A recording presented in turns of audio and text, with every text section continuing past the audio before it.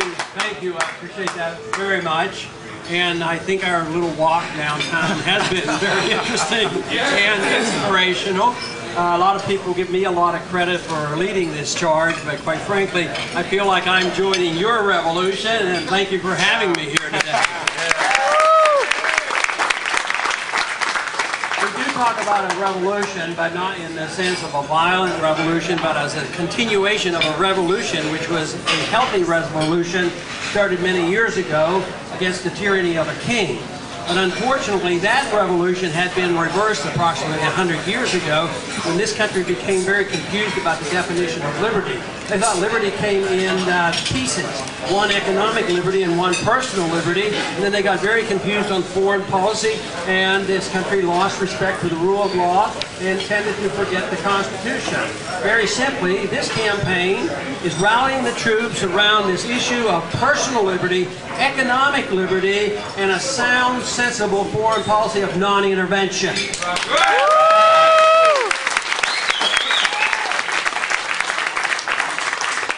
But our country has changed dramatically because of this lack of respect for liberty and lack of respect for our Constitution. And now we have runaway government. We have runaway government in a foreign policy sense, that we now have troops in over 130 countries, and we have military bases to the tune of 700 overseas. It's bankrupting this country, it's jeopardizing our liberties here at home, and it is certainly jeopardizing the lives of not only many, many Americans, but the lives of innocent civilians overseas, which we tend to forget about. There is no reason in the world why we can't be a champion of liberty, champion of the free market, champion of sound money, champion of the Constitution, and then soundly promote and support a foreign policy that says, very simply, we as Americans ought to mind our own business.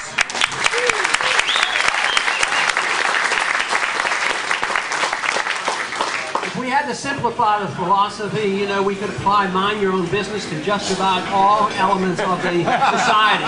We certainly could do that in our personal lives, you know, because we permit individuals and want individuals to make all their own decisions for themselves as long as they don't hurt other people. This does not mean that we have to endorse those activities of whatever people want to do. It's no more important than saying that if you have freedom of speech and you have the right to read what you want, it doesn't mean that we as a government or the people who write these laws endorse what you read or what you do or your religious values. The most exciting part of the campaign, of course, for me has been that the ideas of freedom are alive and well in this country and growing rapidly.